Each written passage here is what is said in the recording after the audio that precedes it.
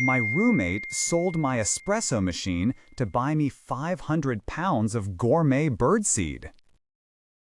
I'm losing my mind. I splurged last year on the Duchess, an Italian espresso machine that was my pride and joy. It cost more than my first car.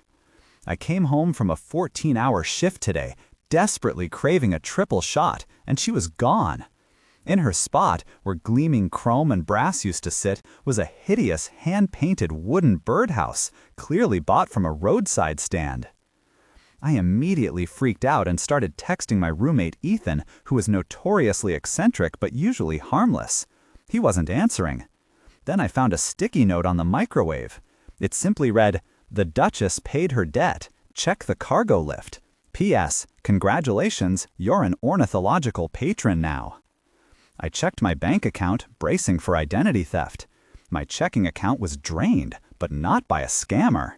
Every single cent had been transferred to a company called Feather and Flourish, which apparently specializes in artisanal bird provisions.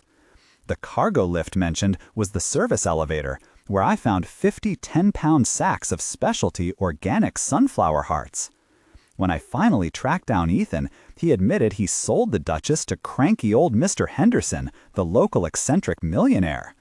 Ethan needed the cash to win a neighborhood absurdist art trade competition, but the entry clause required him to use the funds to sponsor Mr. Henderson's annual migratory mockingbird meal program.